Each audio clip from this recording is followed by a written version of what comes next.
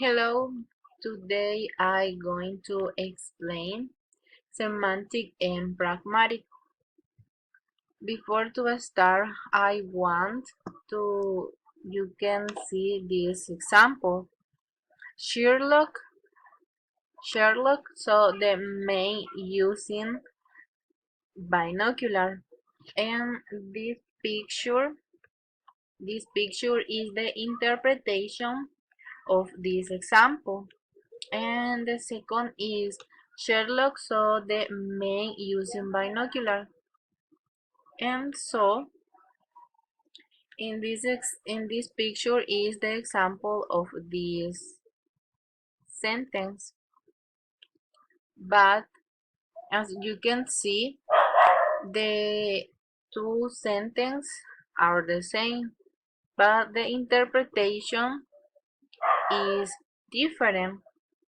This tells us that the sentence can be interpreted in different ways. Semantics is concerned with the study of meaning and is related to both philosophy and logic. Also, semantics is the study of communication systems in general. There are four recognizable types of meaning.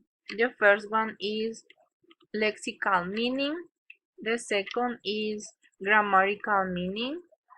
The third one is sentence meaning, and the last one is utterance meaning, which refers to the areas of derivational morphology, inflectional morphology, syntax, and pragmatic respectively.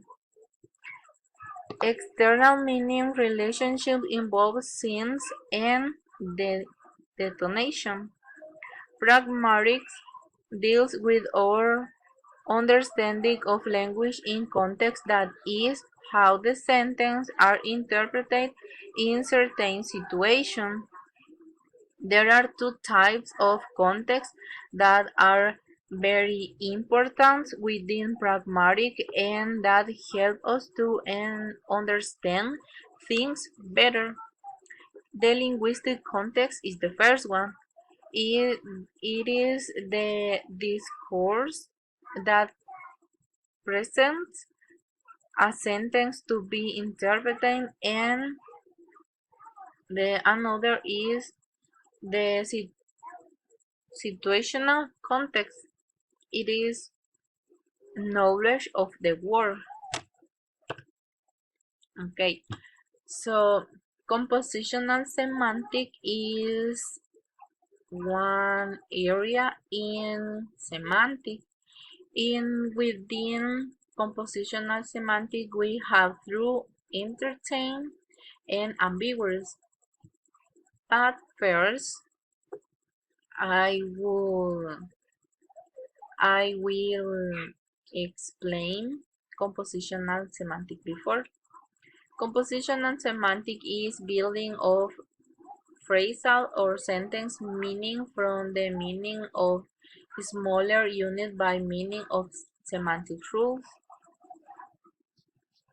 In other words, semantic rules are principles for determining the meaning of large unit like sentence from the meaning of smaller unit like noun phrase and verb phrase. Taking an example, a simple sentence, John runs. Let's see how semantic rules calculate their meaning.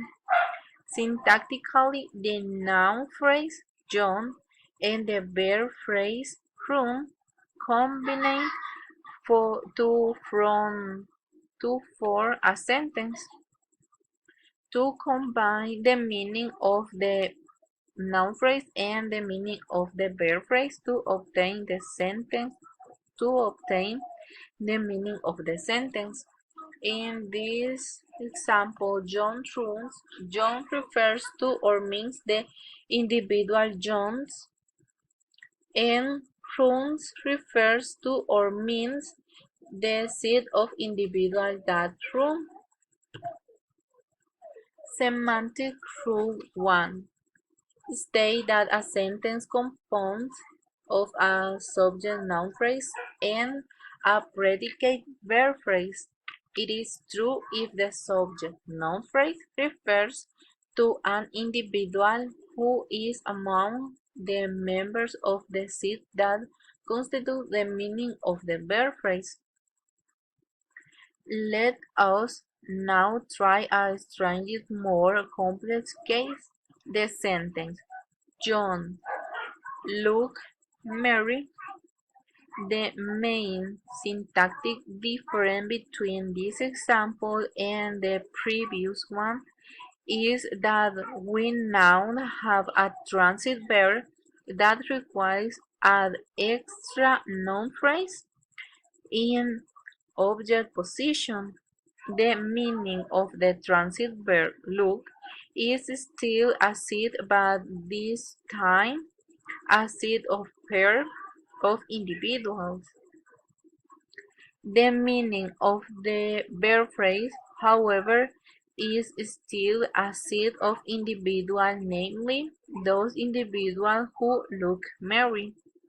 In this example, John refers to or means the individual John. Mary refers to or means the individual Mary. And Luke refers to or means the set of pairs of individual X and Y such that X look J. This may be expressed formally in semantic rule 2. Okay.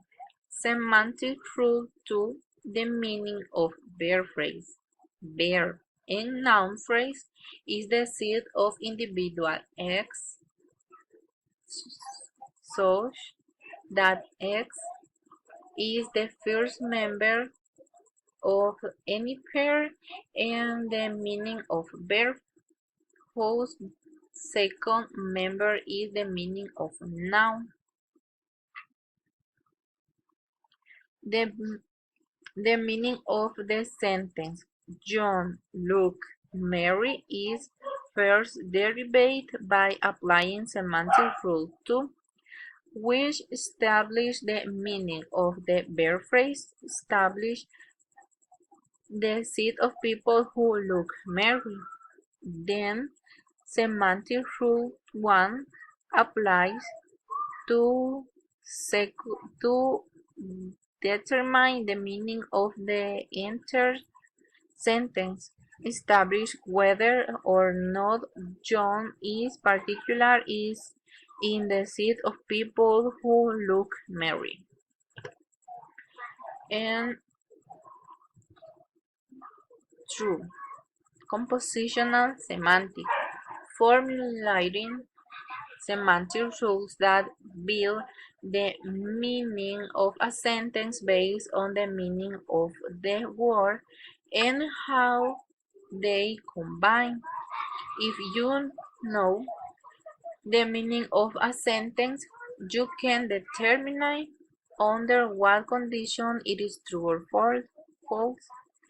You don't need to know whether or not sentence is true or false to understand it. So, knowing the meaning of a sentence means knowing under the circumstance it would should true or false.